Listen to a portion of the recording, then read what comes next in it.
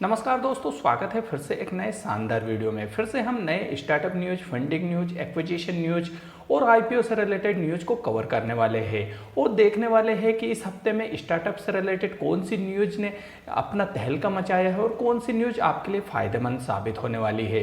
दोस्तों, स्टार्टअप से related news को हमेशा देखना चाहिए, हमेशा हर खबर के ऊपर नज़र रखनी चाहिए, जिससे कि अगर आप स्टार्टअप चलाते हैं या फिर आप एक नए स्टार्टअप को चलाने के बारे में सोच रहे हैं तो एक अलग ही मोटिवेशन आपको देखने को मिलता है, जिससे कि बहुत कुछ सीखने को भी मिल जाता है।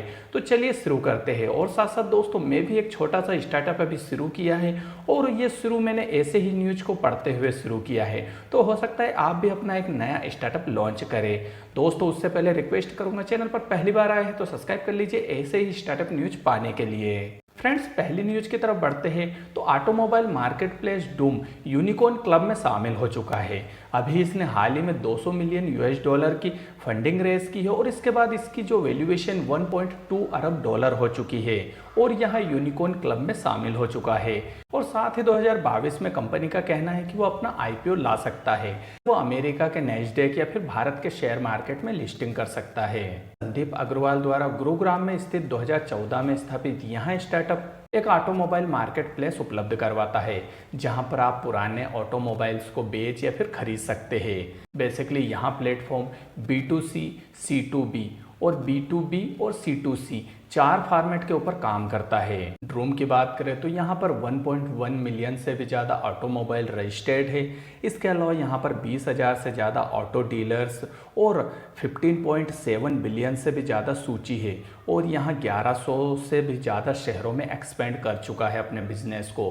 तो देखने वाली दिलचस्प बात यह है कि आने वाले समय में यहाँ भारतीय शेयर बाजार में लिस्टेड होती है या फिर अमेरिका के शेयर बाजार में, देखना दिलचस्प होगा। फ्रेंड्स, दूसरी खबर की तरफ बढ़ते हैं तो बेंगलुरु स्थित फ्लेम स्टार्टअप ने investor capital partners HV, 9 unicorns और फ्लाइस वेंचर्स के साथ कई एंजल डेस्को के साथ इसने 3.5 मिलियन यूएस डॉलर से ज़्यादा की फंडिंग रेज कर ली है।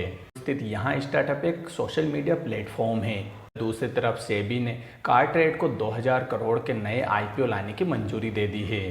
जोमेटो के बाद यहाँ दूसरा नया स्टार्टअप होगा जो कि भारतीय शेयर बाजार में लिस्टिंग होने वाला है। अगर मैं इस आईपीओ की बात करूँ तो कार्टरेट ने मई में अपना DRHP सेबी के पास दाखिल किया था। इसमें उसने 318 करोड़ रुपए के राजस्व का उल्लेख किया था, साथ ही 31 करोड़ रुपए के शुद्ध लाभ का उल्लेख किया था। वही DRHP की बात करें तो यहाँ आईपीओ लाने के लिए कंपनियों की तरफ से लिस्ट किया जाने वाला एक आवश्यक दस्तावेज होता है। इस कार्टरेट के संस्थापकों की बात करूँ तो महिंद्रा फर्स्ट चॉइस के पूर्व मुख्य कार्यकारी अधिकारी विनय सांघी और राजन मेहरा, जो कि ईबे के पूर्व कंट्री हेड रह चुके हैं, इन दोनों ने मिलकर 2019 में कार्टरेट की स्थापना की थी। यहाँ एक भारतीय ऑटोमोबाइल मार्केट प्लेस है जहाँ पर आप पुराने ऑटोमोबाइल्स को खरीद या फिर बेच सकते हैं। वही दूसरी खबर की तरफ मूव करें तो फ्लिपकार्ट के बाद अमेजोन ने भी कर्नाटक हाई कोर्ट के आदेश के खिलाफ सुप्रीम कोर्ट में अपील की है। फ्लिपकार्ट और अमेजोन दोनों ही कर्नाटक हाई कोर्ट के आदेश को चुनौती दे रहे हैं, जिसमें उसने CCI यानी कि कॉम्पिटिशन कमीशन ऑफ इंडिया को जांच की अनुमति दी थी, क्योंकि फ्लिपकार्ट और अमेजोन दोनों के ऊपर ही कंपटीशन कमीशन ऑफ इंडिया का आरोप है कि इन्होंने बहुत सारे तथ्यों को छुपाया है और बढ़ा चढ़ाकर पेश किया है। इससे पहले DMV ने फ्लिपकार्ट और अमेजोन पर प्रीडेटरी प्राइसिंग, रेफरेंशियल सेलर्स की लिस्टिंग या फिर एग्जीक्यूटिव पार्टनरशिप, साथ ही भारी छूट देने का आरोप लगाया था। वहीं दूसरी तरफ blockchain transaction platform bio DKCM और अन्य से 9 मिलियन यूएस डॉलर की फंडिंग रेज की है। अगर मैं बिकोनॉमी की बात करूं तो यहाँ 2019 में अहमद अल बघानी, अनिकेत जिंदल और सचिन तोमर द्वारा स्थापित एक मल्टी चेन रीलेयर इंफ्रास्ट्रक्चर नेटवर्क और ट्रांजैक्शन प्लेटफॉर्म है, जहां पर आप वेब 3.0 के साथ डेवलपर को आसानी से एप्लीकेशन बनाने में एक प्लेटफॉर्म उपलब्ध करवाता है। यहाँ एक ऐसा प्लेटफॉर्म है जहाँ पर अगर आपको सही से कोडिंग या फिर वेब डेवलपर नहीं भी है तब भी आप आसानी से समझने योग्य एप्लीकेशन डिजाइन कर सकते हैं। उधर दूसरी तरफ सरकार का पार्लियामेंट में कहना है कि भारत में 2021 और 2020 में 53,000 से भी ज़्यादा नए स्टार्टअप खुले हैं और उन्होंने 5,07,000 से भी ज़्यादा नौकरियां दी है और आने वाले समय में 2022 और 23 में देने वाली है। और देखना दिलचस्प होगा कि जो पार्लियामेंट में ये बात कही गई है वो आगे कितनी साकार होती है। और अगर सरकार की रिपोर्ट अगर सही है और ये 100% इक्वल हो जाती है तो यार भारत में नए स्टार्टअप का बूम आने वाला है। क्या आपने अपना नया स्टार्टअप खोला है? अगर खोला है तो कमेंट करके ज़रूर बताना। और अगर आप विचार कर रहे हैं तो किस स्टार्टअप के ऊपर काम कर रहे हैं वो भी कमेंट करके ज़रूर बताना। इस चैनल को सब्सक्राइब कर सकते हैं क्योंकि ऐसे ही वीडियो आपको स्टार्टअप से रिलेटेड इस पर मिलते रहते हैं।